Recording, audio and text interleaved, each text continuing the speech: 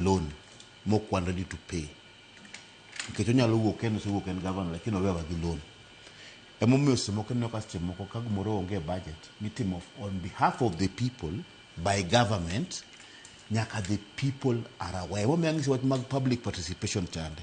Ok ni ji opingo development chemoko. Ng'ama no ping development onge. But you cannot engage. Matimre gi sirkal mar Uhuru.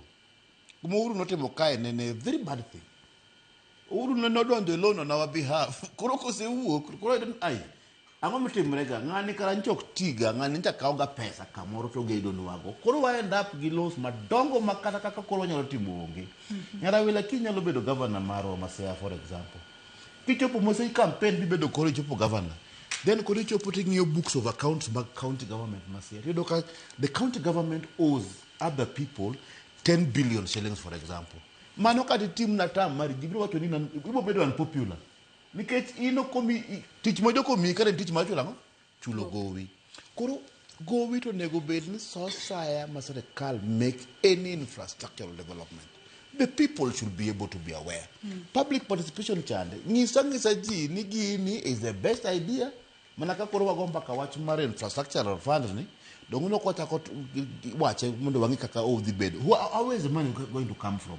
5 trillion kan pesa matin. En pesa mang'eny. To wan kaka jopiny bende nyaka wang'eni ai be wacho nani ere kaka gini dhi bedo ok odhi hinyo mfuk ng'ano mfuk raia. Iwinja maber. Koro nego bed ni nyisowa kendo wawinje maber ni pesa kamidhi golie en kama. Kata mnarironi no. I don't know. Kaka Oscar ne en investor money mabiro kelo pesa. Kaka koro Oscar rangi mawacho wach marironi. Roni wacho ni be charge 8 shillings per kilometer.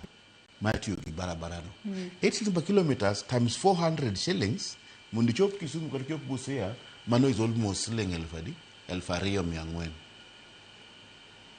Mondo kapok mano poka atiyo mnagi chulo barabara. Poka timango poka aolo mafuta gari madhigo. Pesa mang'eny. Usimoko wacho kama kaka wach mar public no nyarawila. Ni mama na nya gem karariyo. Usebedo ka chulo loan mar Thika Road. Nikech gini ngir jo Kenya. Wasebedo ka wan kod jo isni wachulo loan mar SGR nikech en mar jo Kenya. To koro infrastructure madhi thuru wani to kendo wabro chulo kendo to mochari wachulo ni joka. Those are questions we have to answer. We have to ask. Nikech kori ketan kora bro chulo yo. The cost of doing business Makisumu will go up nikech chulo the infrastructure. Koro nego bedni wabedo involved. Kijana bro wacho na apana siling aboro ni wakete siling achiel kata siling ariyo, but let us toll Thika Road also. SGR madhi Mombasa wasebedo kwa chulo loan all along kaka jo Kenya. Koro ka SGR migolo from Suswa madhi Kisumu madhi nyaka Malaba toll station obedo toll. That means ni kaka koro wuok ka nyaka Mombasa nga siling 1,100 DSGR. That means next SGR madhi Kisumu nyalo kula bel siling 3,000 or 4,000 because of the toll stations. Iwinja tingen pod wane mo wachulo nyaka moro chande. That means njo kocha are benefiting more than us. Cost of business one korwa koni bedo mang'eny. Koro rironi no pod wanyalo mna gombaka. Ni siling aboro ni ng'eny to wadhi chulo siling ariyo to nikech osebedo kwa chulo Thika Road obed ni gini national asset. National asset onego bed ni jopiny te ma enjoy. Ok ni jok mowuok kono kende. Onego bed ni nyalo chulo. Mano manyo baka mayaka wago. Mano nyaka obed ni kona wapinjo jok matimo gini odhi chalo nade. Otherwise nyalo end up ni koro kendo wachako bed ni wadhi Kisumu to walo Narok. Ironi to gerno maber. Abro ng'isi ni chula pa. Abro ng'isi na delo Narok. Nango nikech kocha nyaka chul siling 2,400. Kora ng'isi apana we koro ng'eni gino kokonyo. Lakini kikete gimoro ma affordable maber ting'iso wan ere kaka gini Thika Road mona wane mwagero peswa. To koro wachulo loan mar Thika Road.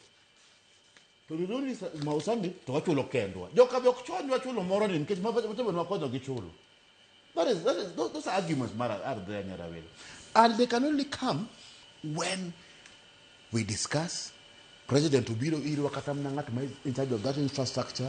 Niwa engaging ngane to ngane. Wachono boga kao siling aboro. Siling aboro ni what they would enade.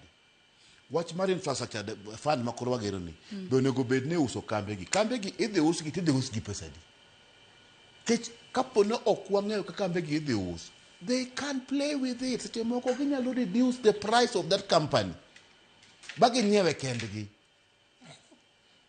mane mano timre ndalo Moi joma nonyiewo Kenya Insurance neno reduce price mar Kenya Insurance bagi nyiewe kendgi kaka nyiewe kendgi gino tamo girani gino gore piny kodi ng'en gi asset mar jopiny iuso at a throwaway price to your own cronies ma don't even have the money to run the infrastructure ndalo moko kata railway no us ne Rift Valley Consortium joma ne onge pesa to gine ma ginyiewo gino unyiewe nadi ma onge pesa koro gichako rando gocho ni man koro wanyiewo na matene ni kata chendo mar uso kembe go bunjo be nikete lela mondo jopiny ong'e ni to ng'amo nyiewe to nyiewe gi pesa di to pesa no watimo kode ang'o ok en gima yot ok en kaka adwa nasoma ne moko kuom ote manya Karamogi Ajoa kapok wasomo ote nitiere wach maili adwa mana konyo Oscar gi joneno magwa.